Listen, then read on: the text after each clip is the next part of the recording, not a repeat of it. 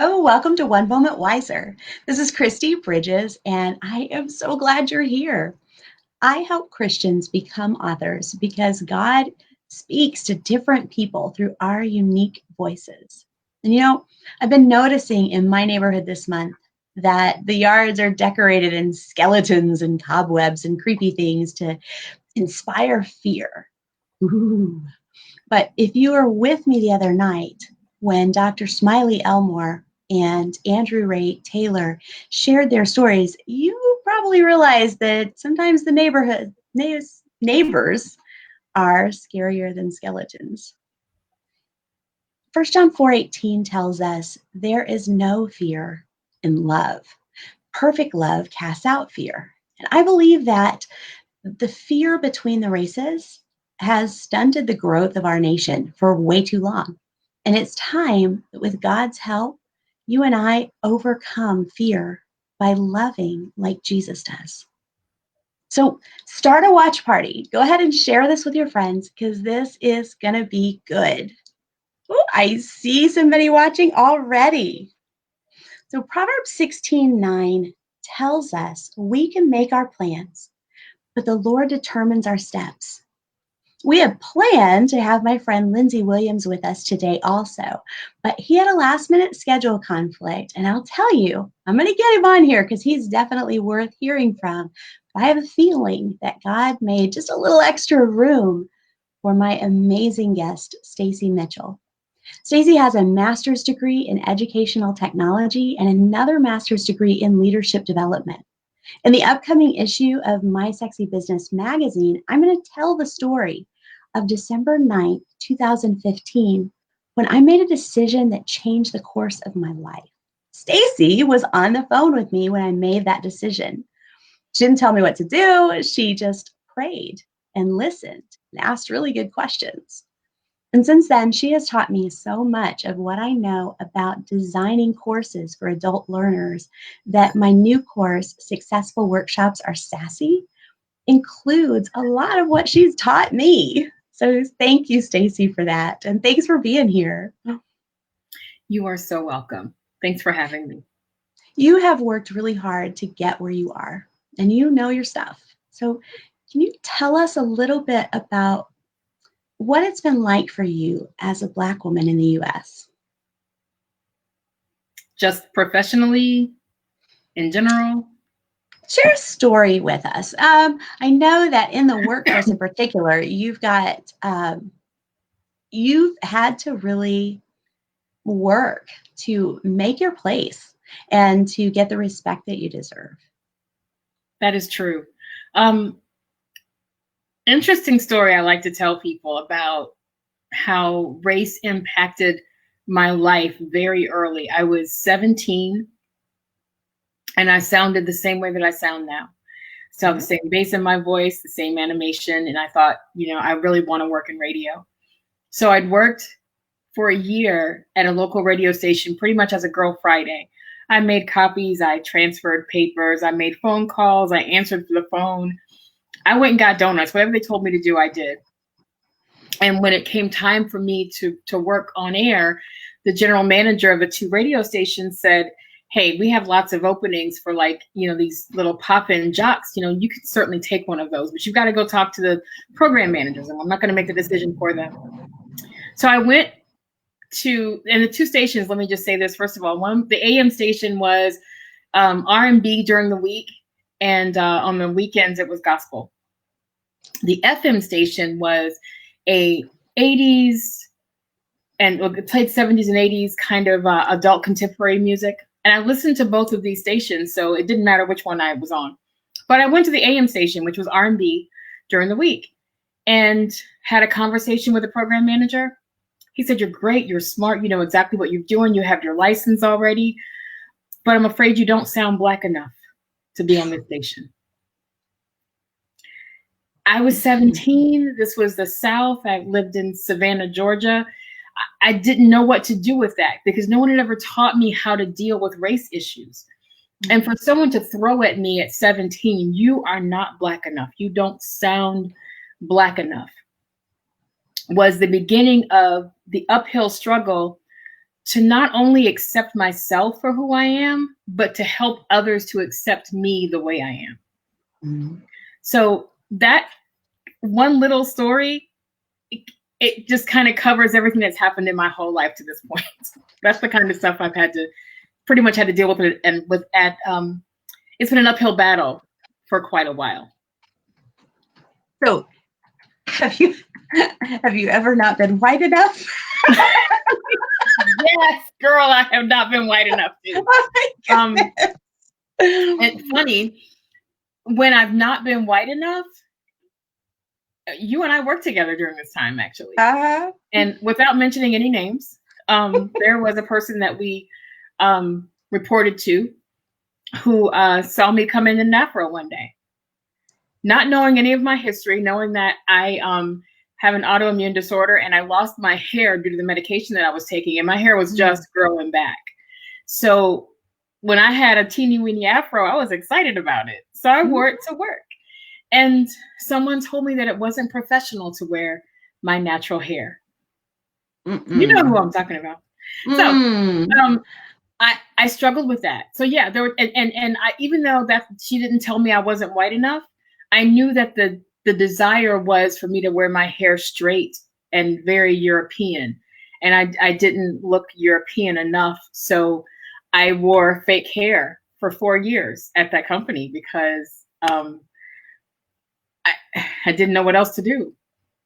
And you know, I don't know, things like that to me are laughable, right? They're kind of just so stupid you have to laugh, but they do cause such an inconvenience. Here you're told on one hand to sound more like your ethnicity, and on the other hand to look more like Barbie, right? So we have this inability to just be who we are and express who we are. Before the show today, you and I were talking about, how uncomfortable it is to be on camera because we don't look like, a Hollywood person. And we,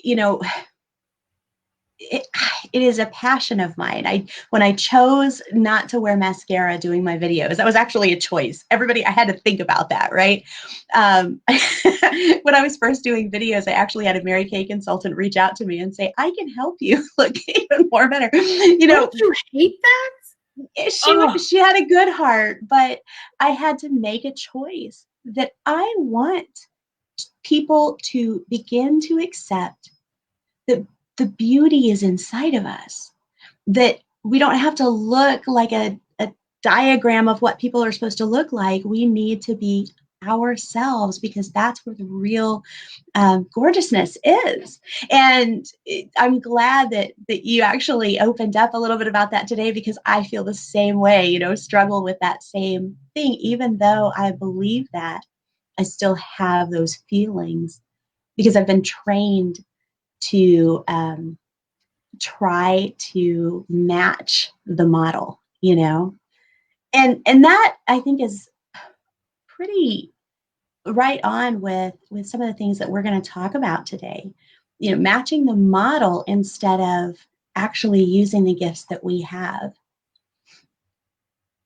You, in the workforce, you are actually on a level where the people who usually run the show in large corporate training environments are often men. It's funny, in the classroom, a lot of our teachers are women, but the people who direct and strategize, those are men. And a lot of times they're, white men, right? But you have a really good mind for strategy. You have a deep insight into the learner and, the nature of new students who need to understand complex things. And so you have a lot to say when you're, when you're in an educational environment that sometimes has intimidated the people who you're not like, right? The people who expect you to only speak up if you're the standard. Right. How do you address that? How do you it doesn't stop you. You still make your way into the strategy development areas. Right now, you're actually directing an educational team. So how do you do that? How do you get past those barriers? It's only been a few years since I got to where this was comfortable for me. I kept trying to be what everyone wanted me to be. And I found myself not too long ago, maybe about 2-3 years ago, maybe, working with my director and feeling like I could not make my director happy. I couldn't, I won't even say what he said because he could very well be watching this video at some point and I don't want to embarrass him, but I could not make him happy. And I had to look back at me and say, what do I need to fix? What is wrong with me? What's going on with me? I reached out to tons of people. I reached out to men. I reached out to women. I reached out to white women. I reached out to Black women and just everyone who knew me. And I asked, what can I do to be better? And I'll tell you what I heard from everyone without fail. The first thing you need to do is know how good you already are. Yes. That was powerful because I couldn't see myself the way God sees me because I was too busy trying to see myself the way everyone else saw me. So then at least I had to back up and say, Lord, not only do I need you to show me myself through your eyes, but help me see my gifting. Oh, this has been a journey from that moment to now. And we're still on the journey of God showing me what he's put in me. And when he shows those gifts to us, there's no arguing that. There's no unringing that bell. When I understood that he made me a coach, when I understood that he made me a shepherd, there was no unringing that bell. Back a bit, and I'll tell you when he started this process, and it's been about probably more than 10 years ago. Much more than 10 years ago. Was reading a book called Captivating by Stacy Mitchell. I would suggest every woman, no matter what you look like, who you are, you need to read. Everyone needs to read that book. There's a point in the book where she tells you to stop reading and ask God what he finds beautiful about you. The things that God said to me about what he found beautiful about me made absolutely no sense in the very beginning. I've never liked to that point, I never liked my nose. I always wanted it to be thinner and sharper, and I wanted to have that cute little, cute little white girl's nose. Never had it, right? I mean, I have this big honking. So I did not like my nose. So God said, I love your nose. And I remember praying going, oh, that's the devil. There's no way. So then God starts to speak to me about why he loves my nose. I didn't realize that the shape of your nose actually frames your smile. I didn't know that was just one of the things that happens with your face. Your nose is what frames your smile. I go, okay, all right. And he loved my smile. So, okay, Lord. Then he starts to talk about the gift that's in my mouth. This is like 15 years ago. And I go, huh? He says, do you realize that everyone around you can say something and it means nothing, but as soon as you say it, it has so much more gravity, it has so much more weight. And I go, yeah, I hate that.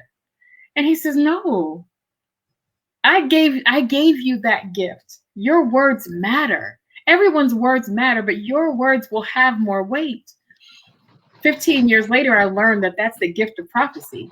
Being able to speak life, being able to put words together, be a wordsmith, to put words together in such a way that you motivate other people. Yes.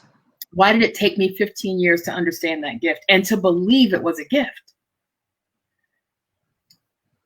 The things that I've had to go through in corporate America, not pretty, but here's the couple of things. The first thing is, and I don't even know if I've actually answered your question, Christy, but the first thing that's important when I look back at this is I've always been God's girl. I've always been a daughter of the Most High. And while I struggled in corporate America with what I looked like and what I sounded like, and people didn't accept me, the bass in my voice was too much, and I didn't sound like I didn't sound like you, Christy. You have such a beautiful, flowing, soft, light voice with a higher octave, and I talk from the bottom of my belly, right? I struggled with that, but I didn't struggle with who I was in the kingdom. So what I had to learn to do was to bring that kingdom girl into the world, because I couldn't take that worldly girl into the kingdom. Mm-hmm. Once I took that kingdom girl and brought her into the world, she had a different self-esteem. She had a different love for herself. She had a different perspective of what was going on around her. It's only been about 3 years that I've turned that whole thing around and realized, wait a minute, I'm the gift. I'm the gift. I don't have to be conceited about it. Don't have to be ugly about it or rude or unbecoming, but I need to realize that I am the gift and I have value, even if other people can't see it. That is so powerful. And no, let me just back up for a second. You said it was like a 15-year process. Over the last few years, it's really started to like become solid. And you know, your voice is part of what helps you, what adds that gravity when you say something and helps you be heard. It might be a little intimidating to people who aren't used to, you know, a woman in the workforce sounding like this and a woman in the workforce being direct, but they listen and they take into account what you've said and your experience. And you know, there's a difference where we want to encourage everybody that God made you. He made you unique and you are valuable. And that's one level of understanding who we are. There's also another level of, you know, when you're part of a team, of understanding what you bring, not just that you are valuable because God made you and gave you gifts, but understanding what those gifts are and how they actually benefit your team. And when you start to understand that, you know, your understanding of the adult learner, your understanding of change management, your understanding of what it takes to become a leader in the workforce, those are things that benefit your team, then you come with a full package that really I know must, it's funny because I've known you, you know, as you've stepped into it and realized that you don't have to constantly try to be more. You don't have to constantly try to be enough because you come with that and it is enough. And it's okay to just rest in that and go, okay, I'm here. Let me help. That's gorgeous to see. I'm so glad. And you've helped me in the same, you know, respect to develop the skills so that I have something to bring to the table. So I appreciate that so much. And what I appreciate from you, Christy, you're right. You have been, you were a part of my life during that pivotal time when you heard me. I was crying all the time and I was angry with people and couldn't figure out why I couldn't get my job done right. Yep. I wasn't doing it wrong. Nope. The important thing that you just said was rest. One of my favorite scriptures in the word, and I don't remember exactly where it is, Lord, I'm sorry, but he says he gives his beloved rest. I am his beloved, and he gives me rest. And that rest looks different every day, right? Sometimes that rest is you don't have 50 million meetings to go to, so you can actually get some work done. Sometimes that rest means the dogs are not barking and my son is not at home and I don't have to cook dinner. Sometimes that rest means a good friend calls and says, hey, let's just go to dinner and we can just sit and talk and, you know, chew the fat. He's always giving his beloved rest. So resting and knowing that I bring value to the table and I can own that, that in itself is its own rest that the Father gives us. Again, if I could encourage anyone, I would encourage everyone to seek out knowing what those gifts are and rest in that. You don't have to show. I saw a meme, and I hate to quote memes because they're so silly sometimes, but there's a meme that says, don't worry about sitting at the head of the table. When you are the head, the table shifts for you. Oh, Powerful. That is good. At my current job right now, I'll tell you, I have come in the door feeling like I was coming from behind, and long story short, I wasn't. But the people I work with kind of made me feel that way. So there were people trying to step in and do work that really belonged to my team or belonged to me. And these gentlemen, we just said white male, these gentlemen, were trying to snap up things that really should have been mine. And the leader on the project said, that sounds good. That's a great plan. Yeah. When you're done with that, run that past Stacy before you finalize it. Yes. Didn't want them to have to do that, but it was great that the leadership around me recognized what I brought to the table. Mm-hmm. And what that did for me was help me to understand I don't have to jump up and down and scream about my value. Yeah. All I have to do is show it. So our former director, Mr. Jaruba Amador, if he's happened to be listening or watching, love you. I called him when I left MetLife to go somewhere else, and I said, I can't get this person to listen to me. I can fix a lot of her problems. I know how to do this, and she's not letting me. She won't talk to me. And his response, among other things that he said to me to wake me up, was, Stacy, you just make sure everyone else knows your value, and she will be forced to listen to you. My goodness, that was right. So now I don't have to feel like I need to push and let someone see my value. All I have to do is work with the connections that God gives me in the beginning. It will get around. In my current job, I said, I've been trying to get a hold of someone for this learning management system so that I can start putting work in there, but they told me that I don't have permission to do it, and I can't do that. I work for a military outfit, and one of the leaders said, who told you that? And I said, I don't remember who the person was. Forgive me. I don't have my email open, but I did get an email saying that it wasn't possible for me to do that. He said, okay. Not even 3 hours later, I received an email from that same group saying, oh yeah, Miss Mitchell, you can have this. We'll give you that. Here's all the information that you need. Let us know what we can do to help you. Wonderful. You don't have to beat people up constantly to help them see, hey, I'm valuable over here. Just be valuable. Just rest in knowing who you are and what you bring to the table. The table really does shift for you. It does. And you, oh my goodness, you just said so much and I'm so excited. But you had someone who basically had your back, right? Someone who said, that's a great idea, encouraging all the people. And when you're done with it, run that by Stacy. Someone who reinforced your place so that you didn't have to jump up and down. And I just want to take a moment and recognize that, because a lot of the people who are watching this are not Black women trying to work their way up in, to the positions that they deserve, but they are people who already are comfortable in the status quo. And I just have to say, we need to elevate one another.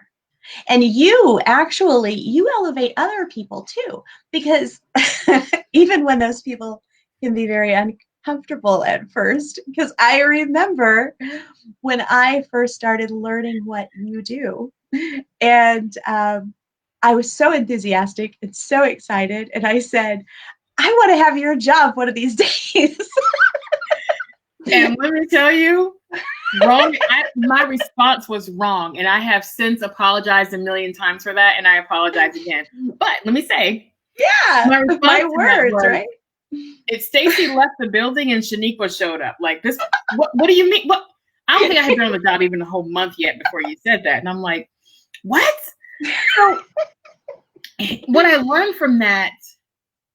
And this was a good thing. This whole friendship has been such a blessing to me, because up until that point, Christy, I could never see myself as a mentor. I thought I was always the person always the person who needed to get a mentor. I needed, somebody's got to help me. Somebody's got to help me. Somebody's got to.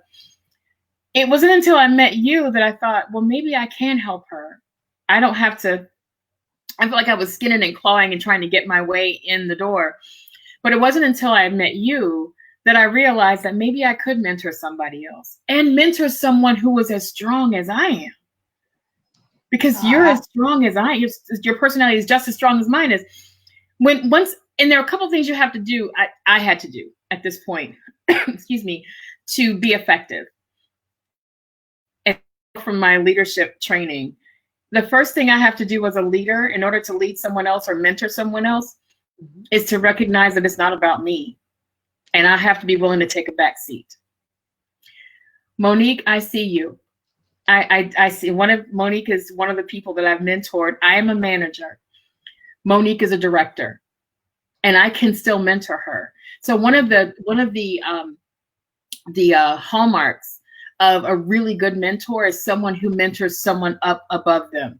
So I can pull you from wherever I am. We can work together, and I can toss you higher than I am. That's an excellent mentor. That's a good leader. I don't have to be concerned about my position and my title, because if you really want to help other people, then it doesn't matter what position you're currently in or what position that person is in. You want to see them get better. It's still a feather in your cap. So the first thing I had to learn, because we were peers and I didn't know how to mentor a peer. I didn't know how to mentor, period. I mean, I'd read, I knew what to pull from my mentors, but I didn't know how to actually mentor someone. And that was the first thing. Oh, we've got a little bit of a freeze going on. Stacy will be back in a moment. Sorry about the technical difficulties there. We'll give her another second. She'll come right back.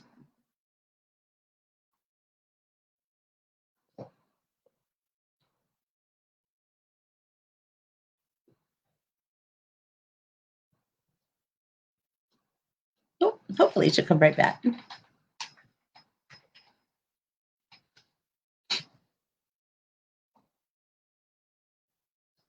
Maybe it's me.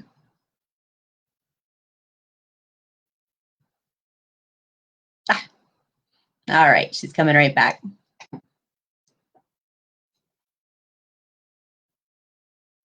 So while we're waiting, I'm just going to reiterate something there. Stacy mentors people and elevates them regardless of whether they are going to go beyond her or if they are lower than her. Because when we trust God to place us in the place where He wants us, then we trust Him to provide for us everything that we need and to make that place the best place we could possibly be. So when we trust Him, it's easier to mentor others regardless of what position they're going to. Now, I just want to say something else. When I said to her, I want to have your job someday, I learned something from that discussion too.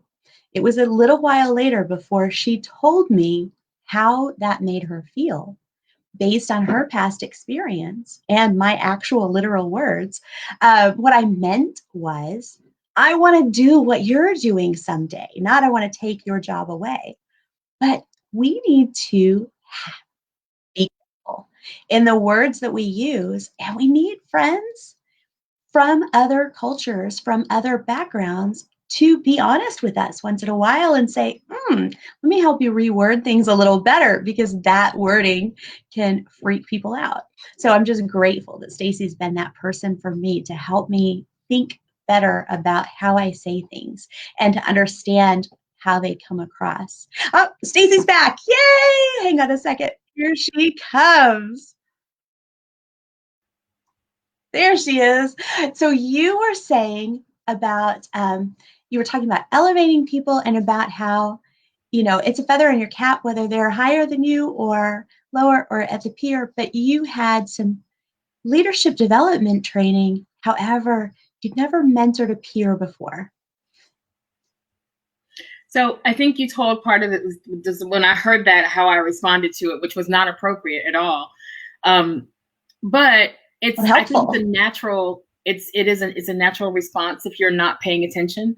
And just like you said, we have to be concerned with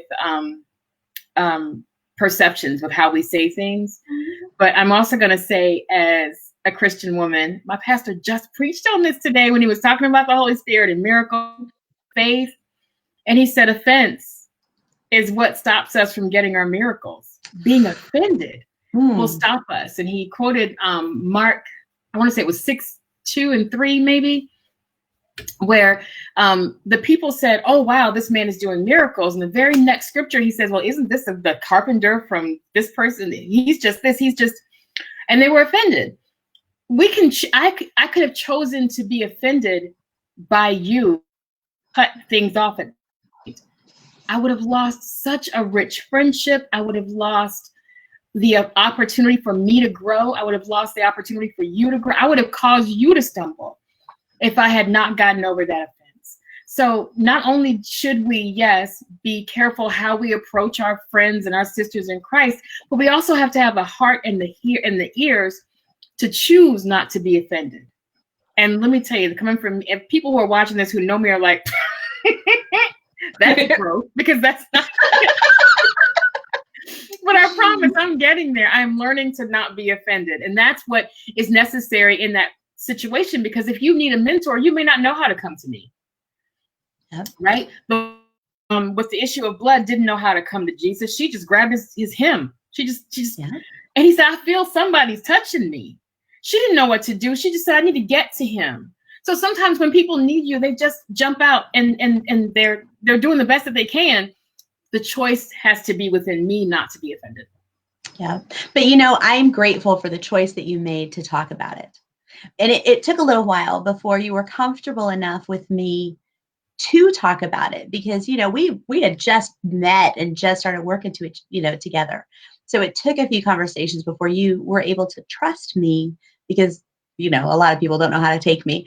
But you talking about it helped me understand why there might have been some awkwardness, helped me understand how not to make things awkward in the future with people, and just other perspective. And if there's anything that I want to happen out of these conversations that we're having publicly, I want people to build intentional relationships that can get awkward and not run away when they get awkward and go, oh, well, that's a toxic person, or whatever it is that we do where we just cut people out of our lives because we got uncomfortable. Instead, I want people to have these conversations and say, let me talk to you about this. When you said this, it made me feel this way. Mm-hmm. When you said this, I heard that. And honestly, you heard my exact words. So you can't apologize for that. That's what it said. But I didn't understand what you were trying wasn't what it meant. But you were kind enough to talk through it. And that is why we have the friendship we have. And it's part of many times that we've been able to talk, and I've been able to learn about how to communicate better with people. And I talked to you a couple of months ago because I had a class, I guess it was last year sometime, I had a class that there were some girls in there that weren't participating much, and they weren't asking questions. And it was causing them not to do well in the class. I'm the trainer. I'm the one you're supposed to ask questions of, but probably due to experiences in their lives, I know that Black people and white people both have these kinds of experiences, but I have a feeling it might happen a little more with you, right? They had experiences with, sunny, smiley white girls who were kind of two-faced. And I don't know that to be true, but I know that I've had experiences like that. So I assume that probably could be, but they were very closed off to me. And I had to work really hard to get them to talk. I had to reach out to them individually on the side frequently. Hey, what can I help you with on this exercise? What questions do you have? Hey, by the way, if you don't ask questions, I don't know how to help, but I am totally here for you. And I had to reach out and talk about life a little bit and purposely show them off when they did something well. And those are things that, we can intentionally cross the bridge. Talking about those awkward moments, reaching out when we sense a distance. Those are things that I think is part of the command that Jesus gave us, to love one another as he loved us, not just love one another when we get love in return. Right. And so I just have to say, I appreciate your, helping me kind of understand where those girls were coming from, and also, times where, you had to ask me what in the world I was thinking. So I appreciate that. Let me say this too, and I say this to my my sisters who are of color, women of color, Mm-hmm. who might be struggling with not trusting people in the workplace. I have another friend who, if we have this conversation again, she needs to be involved. Her name is Asia. Oh, cool. And Asia is also a manager. She works in social work. And we've had this discussion before about Black women in the workplace. We don't trust anybody. We don't trust other Black women. We don't trust white people. We don't trust the janitor. Nobody. We don't trust anybody. And that just makes things worse. So I would encourage also my sisters to, like you said, intentionally build those relationships. We're not going to grow on our own. We're not an island. God didn't make us that way. As a matter of fact, he talks about us communing together as often as possible. Find your tribe. For me, it wasn't a tribe. I call it a hive, not because it's a long story. I'm not a queen bee, I promise I'm not. But I have my hive of people. Those are the people that I can get with, and we can go powwow. When we get done, there's honey there. Awesome. When we get done, we are grooming each other, and we are allowing each other to cry. We are giving each other encouragement. We're educating each other. We're elevating each other. When we get done, we bring forth honey. So it's my hive. So find your hive. Mm-hmm. Whatever you got to do to get to where you can trust some people. When Christy and I met, I was brand new on that job, and I didn't trust anybody. And Christy knows exactly why. I'm not going to go into it. But there were definite reasons in that environment where it was rather toxic, and I was afraid to trust people. Mm-hmm. Christy, just like she did with these people in her class, she did the same thing with me. She just kept coming back. She wouldn't go away. She wouldn't.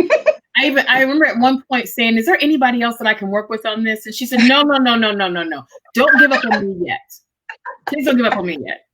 I'm totally the manager said, "I can't work with this chick." But Christy did not do that. She kept coming back. And I could see in her approach that she meant well. Her heart was where it was in the right place. When you, gosh, how do I say that? That's it. Thank you, Lord. So when you are building your hive, you need to test that honey too. You need to test what's coming in there. Ask him, hey, not only do I need to see me the way you see me, Lord, help me see this person the way you see them. Help me know who it is that I'm dealing with. And just like Christy did, I think I said the question, what can I do to build trust? Great question. Be vulnerable. And now I'm going to be quoting Brene Brown, who's one of my favorite writers ever. Be vulnerable. Say those things that I need to share something with you that might be uncomfortable, but I need you to know that I'm a real person. Yeah. Going back to the scriptures again, when Jesus came back from the grave and he showed himself to the disciples, Thomas didn't believe that was Jesus. What did Jesus do to let Thomas know he was real? He showed him his wounds. See, this is where I hurt too. This is where I was wounded too. So when you're building trust with someone, the one thing you can do to build that trust is to show them your wounds too. You don't have to allow them to hurt you again. You don't have to allow them, and if not, when I say hurt you again, like they didn't do it the first time, they're just seeing that the wound is there. You don't have to allow them to puncture that, but show them the wound. And it doesn't have to be a real wound. I go back to Brene Brown, one of the books that I read from her. She said she went into a furniture store and asked the salesperson, how many loads of laundry do you think I can get on this kitchen table? Which sounds ridiculous, but that lets you know that she's the same mom that I am, who does the laundry and leaves it in the basket until you need to do laundry again. Yeah. So sometimes it's just a matter of sharing, hey, you know what? This is scary for me too. You know what? I've been where you are, not in a condescending manner, but I know how this is difficult. Let me, be vulnerable with you and help you get from where you are to where you want to go. And there are going to be times in your career and in your life that you're going to be vulnerable and someone's not going to take that the right way. They're either going to, they may hurt you or they may expose your vulnerability. Yeah. You are not a bad person for being vulnerable and someone taking advantage of you. That speaks to their character, not yours. We can't grow and develop trust without being vulnerable. The two are inseparable.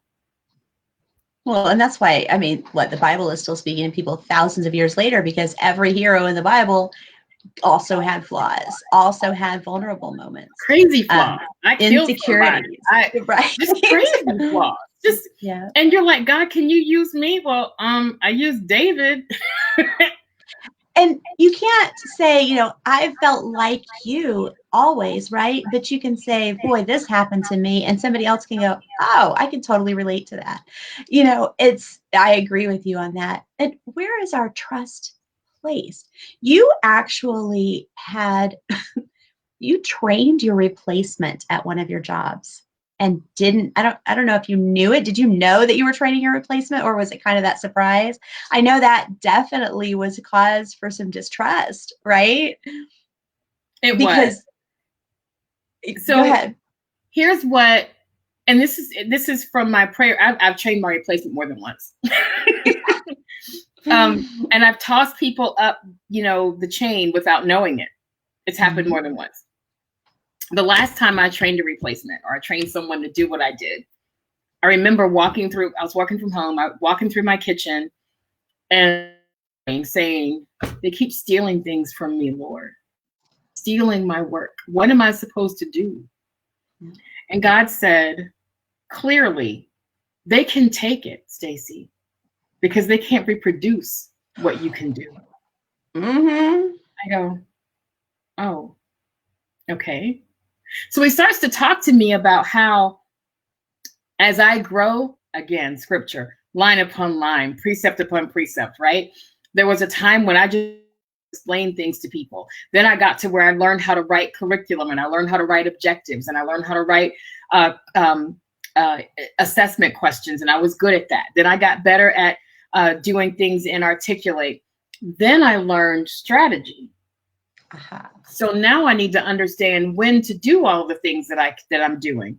So if I give you a plan that I've written, and I've done this numerous times, you might be able to execute what I gave you because I give good instructions. You're not going to grow it.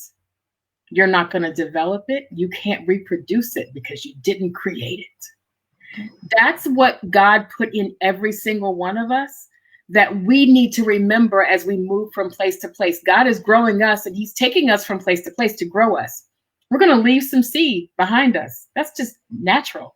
What plant, what living thing doesn't leave a seed behind it as it goes? I mean, even when I brush my hair, my DNA is in the strands of hair that they go into the brush.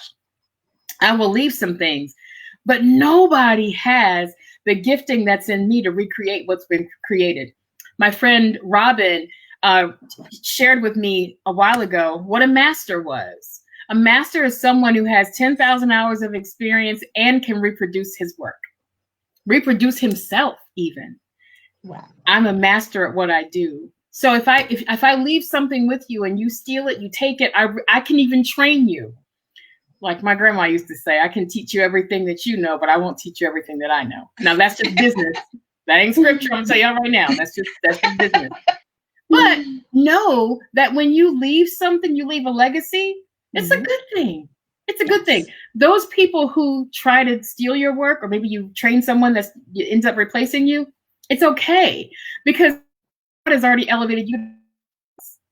And I will say this too. He may not have that person come back to me and say thank you or apologize or anything, but he will grace the next place you put your feet for the table to shift in your favor. I am a witness, and I didn't do it intentionally. I tripped over blessings. It's okay if you're training your replacement. It's okay if you're training someone to be in your spot, or giving your work away even, or if they've stolen it. You have the gifting to reproduce everything God has put in you. So you can leave one place and go somewhere else and reproduce that work. Where Julie, who stole your work, all she can do is copy what you did. She can't reproduce it. She can't even grow it. She can't develop anything the way you did. So don't worry about that.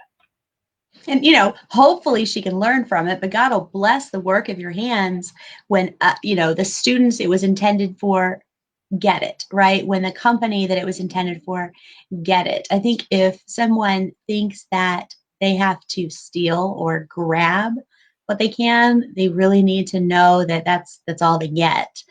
And so you're right. You've got a much richer set of resources when you're creating out of what God has given you. And we can trust him. We can trust him no matter who does what. We train our replacements and all of a sudden we're jobless. Well, that's okay, because it's not surprising God. God's not like, oh, crud, I shouldn't have let her do that. No way. He's going, hey, now she's free to be where I want her to be. And if that's spending more time with me at the moment, then, he's going to love every minute of that. And if that's a new company where you learn new things and make new connections. I mean, you and I worked at a company, and neither of us works at anymore together. But if we hadn't been there, we wouldn't have the friendship we have today. And I wouldn't have, developed 2 courses of my own and be, doing the things that I love because you we're an integral part of that. And so God puts us in places, not always for the reasons that we think we're supposed to be there. And I'm just grateful that we're able to just trust and go, okay, Lord, what do you want me to do with this? But I promise that's a new thing for me. It's so new. I'm not kidding when I say you were an integral part of that corner, me turning that corner when we worked together, because I came in the door trying to climb and trying to be respected and at some point during that relationship or during that job, I said, I'm better than this. I'm not better than the job that I have, but I'm better than the way I'm acting. I'm better than the way they're treating me. So I need to walk in who I am. What's really funny is we're just being ourselves, and we might be struggling on the inside, like that little duck, looks like it's sitting pretty on the water, but underneath he's pedaling like crazy. Mm-hmm. We are, looking like pretty sitting ducks quite often. Somebody else is watching us. I have learned from from the boyfriends that I've dated. I've learned from the jobs that I've had. Somebody is always watching me. Yeah. I can choose to show them what growth looks like, or I can choose to show them what crazy looks like. It's up to me. And I need to know that somebody's always watching. So even when things don't look right in front of me, because again, I worked with someone previously who left a company and tried to come back for me. Hey, you know what? We over here, we're doing X, Y, and Z, and I think you'd be happier here than you were there. I didn't think they even noticed me, but they did. Someone is always watching. Someone always sees the work that you're doing. Always. And, it's not, that can make some people, if we feel like we're being watched, it can cause us to maybe try to show off a little bit. And sometimes we end up making mistakes trying to show off, right? Or we become a little snobby trying to show off. So I just want to say, when people are watching, it's not necessarily that don't let that be a cause for additional insecurity. Oh crap, everybody's watching, or showing off. But when we remember that everybody we work with, we can give value to somehow. Your manager had your back in that conversation we talked about earlier, because you understand that you bring value to every person, including those who are above you. They're not there for you to just do what you're told to do, or to they're not there to approve of you. You're there to bring value to their lives, because they actually, even managers are people too, right? Directors are people too. Vice presidents are people too. They are people who have a need that a lot of times God can equip you to see and address. And that has really been, I think, if there was one technique that I've seen you use over time that I want to copy, that is definitely the key technique for me. God has shown me through his word that everyone he called to lead, he called to serve first. Mm-hmm. Every single time. When I think of Joseph in Potiphar's house, he was second to Potiphar eventually, right? He kind of worked his way up out of the prison. David was supporting Saul. Everybody supported someone else. I recently found myself in a situation where I joined a new church, and there's a ministry that I know God had called me to, and I'm like, but Lord, I'm tired. At this other place, I did all of this work, and I just want to rest. I just want to go to church, right? Mm-hmm. My new pastor says, we don't have any average Sundays here. Every Sunday, we expect God to do something. So every Sunday, we expect you to do something. All right, got you. Okay, I'm there. So as I'm talking with this leader about how to work for her, like, what do you need? What can you? God says to me, as soon as my spirit decided, okay, I'm going to work, I'm going to do this. That in that moment, God said, you need to be her right arm.